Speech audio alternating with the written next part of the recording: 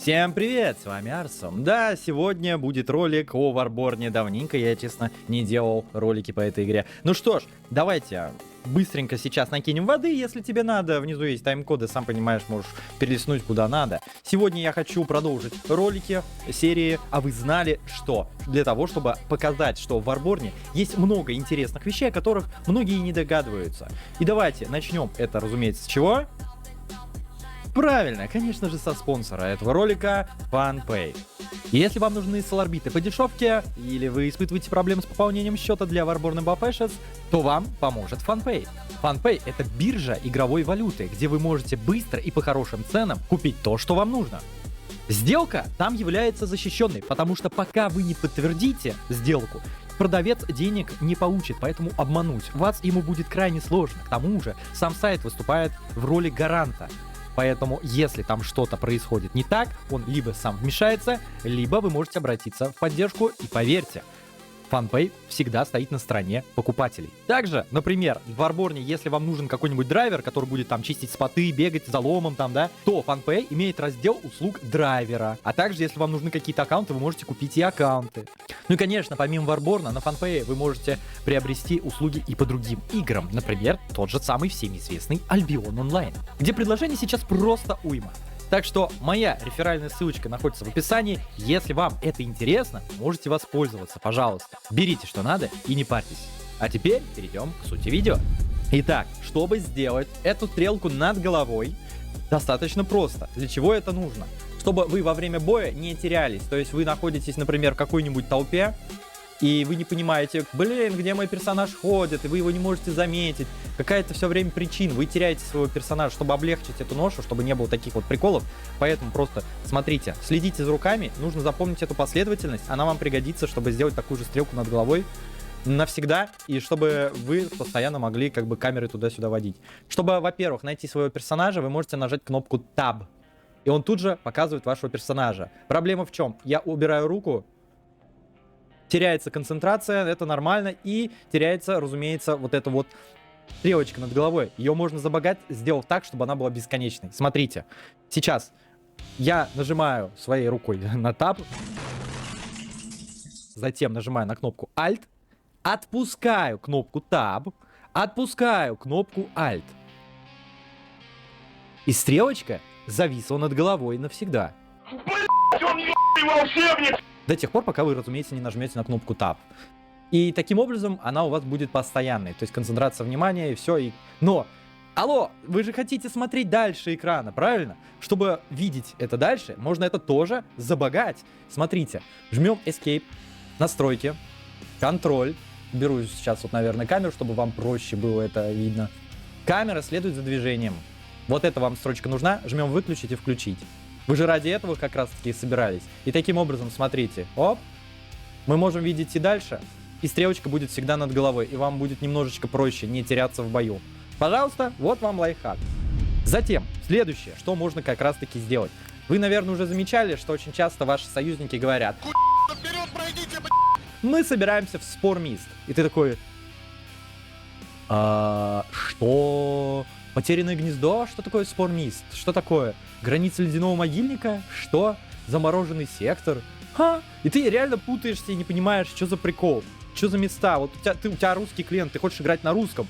Но когда тебе говорят название на английском, ты реально не вкуриваешь, что и как. Чтобы это исправить, нужно нажать следующее. Жмем Escape, настройки, затем нажимаем опции.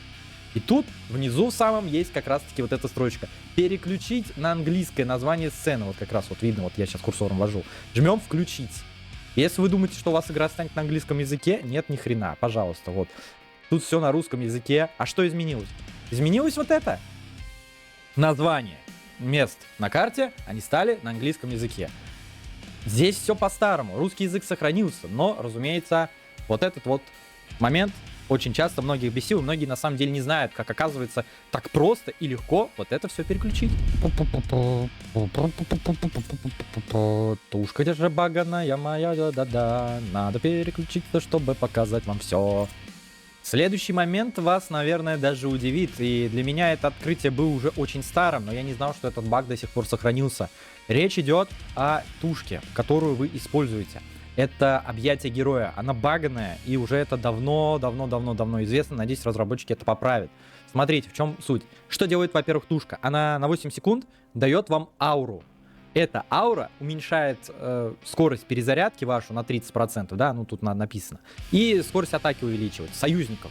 И в чем баг-то заключается? Вроде бы все нормально, вы нажимаете тушку, и скиллы откатываются быстрее, да. Для этого, смотрите, в данный момент 38 секунд заряд луны идет, тушка откатывается 25 секунд, и страж получается 25 секунд. То есть, по сути, они одновременно должны работать, да.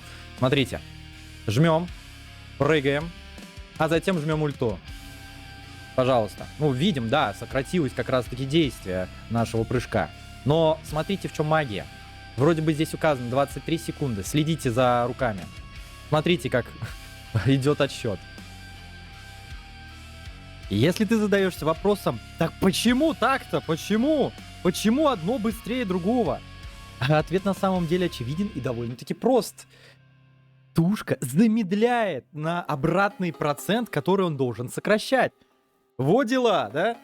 Тушка вроде бы должна сокращать, а после она уже начинает замедлять. Магия, да и только. В этом как раз минус тушки, что она с вероятностью это делает. Это не 100%, иногда бывает все в порядке. Но чаще всего вот именно вот так вот и бывает. Поэтому, если ауру вы это раздаете, вы по сути ничего не меняете. То есть скилл как откатывается, так и откатывается. То есть бонус тушки единственный по факту. Это просто 30% скорости атаки и больше ничего. То же самое могут делать даже ботинки. Но тушка в данный момент по сути бесполезна. Надеюсь, разработчики скоро ее пофиксят. Как загалдить пушку? Да, пушку не голдовую можно загалдить. Что этим подразумевается? Смотрите, вы находите, например, фиолетовую шмотку. И здесь есть кнопка гиперрывок. То же самое есть и на синей шмотке. Что это дает? Когда вы нажимаете на гиперрывок, базовая сила прибавляется на плюс 10. И ее статы будут равны статам золотой шмотки. Поэтому говорят, галдить. Чтобы сделать гиперрывок на этой шмотке, нам нужно 3 любых чертежа из ловкости. Да, здесь написано, выберите чертежи легендарной брони ловкости. То есть вам нужно взять либо вот этот чертеж, либо вот этот. Ищите самый дешевый. Главное, чтобы он был именно, например, ловкости. Да? То есть если у меня сапоги ловкости, значит ловкости. Если у меня вот эта вот башка, да, то мне нужна, получается, броня интеллекта. Суть понятна и проста, думаю. То же самое, думаю, и с пухами, да. То есть, если я хочу загалдить себе пуху, пожалуйста, он мне, наверное, скажет, что чертежи легендарного оружия интеллекта. И помимо этого получается 50 таких, 150 вот этого вот нужно объема данных, да, или как он там называется, уже не помню. Таким образом, у вас пушка будет голдовой.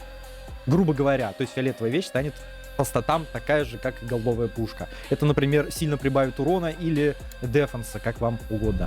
Как получить случайные чертежи? Для этого что нам нужно? Подойти к фабрикатору. Здесь в самом низу есть особые рецепты. Чертеж случайного легендарного снаряжения, да? И осколки чертежей, вот эти, где их взять? Они берутся с распыления, грубо говоря, тех же самых чертежей. У меня, наверное, сейчас нету, да, такого? Нету. Но, возможно, я сейчас найду футаж и вставлю его. В чем суть? Вы распыляете и получаете дополнительные, скажем так, средства, вот эти вот осколки чертежей. Подходите, разумеется, сюда, и вы можете с определенным шансом этот крафтить. Выгодно или нет, не могу сказать, потому что вам может выпасть как говно 10 раз подряд, так и ультра что-то дорогое на пухе, которое стоит там или на доспехе по 2, по 3 тысячи соларбитов. Это казик, внутренний, скажем так, казик, можете его попробовать использовать, можете, разумеется, нет.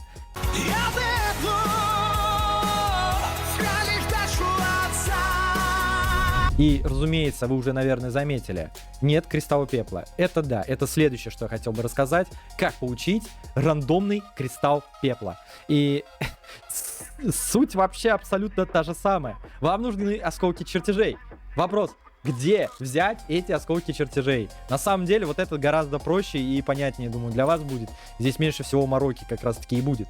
Берем вот эти два предмета. Смотрите, если мы нажмем на него, и здесь есть кнопка «Разобрать», мы получим 5 соларбитов. Круто, вообще выгодно.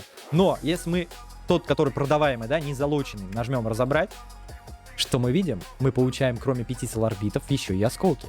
И таких нужно 18 штук. Здесь вот так и написано. Разбор подлежит обмену чертежей, чтобы дополнительно получить осколки чертежей.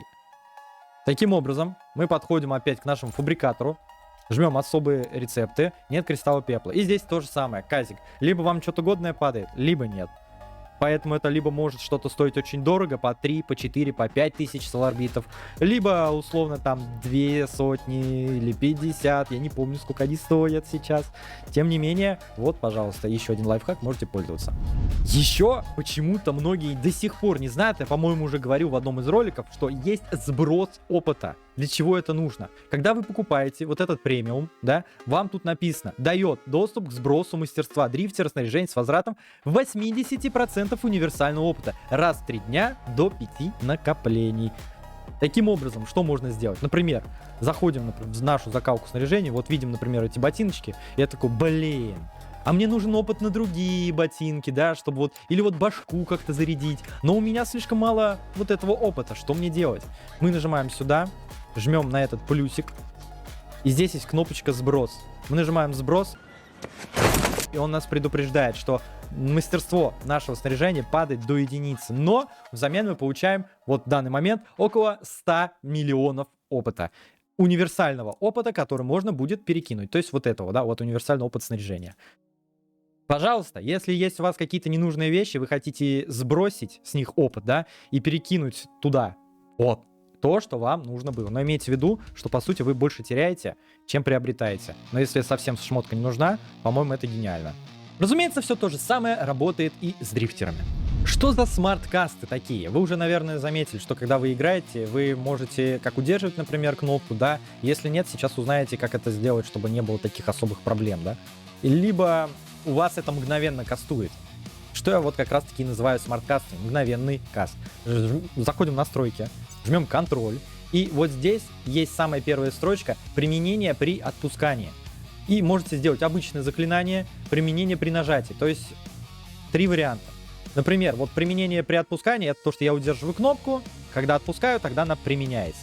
Применение при нажатии, что это такое? Это и есть та самая смарт-касса. Она мгновенная, то есть я сейчас удерживаю кнопку пробела, да? То есть у меня на пробеле автоатака, я так себе делаю. Давайте кушку, вот. Он просто мгновенно это кастует. Это очень на самом деле полезно в каких-нибудь боях, где вы абсолютно уверены, что будете это делать и кастовать. Вот для хилов на самом деле я вот рекомендую все-таки убрать вот эту штуку и поставить применение при отпускании, потому что нужно попасть по союзникам больше. Обычное заклинание, что это такое? Это вы удерживаете также, по сути, на кушку, и я нажал на кушку, и мне надо ее куда-то применить, понимаете? То есть мне надо тыкнуть мышкой ЛКМ, например, сюда, жму пробел, вот, и я выбираю место, то есть вот они руки. В этом как раз-таки нюанс. И как по мне, это гига неудобная штука, поэтому если у вас такая штука стоит, пожалуйста, поменяйте на то, что вам будет более прелестным. Вот я, как я уже сказал, нажимать при отпускании. То есть выбираю зону, например, дойти до куда, чтобы союзников побольше вот так закинуть, бац, все.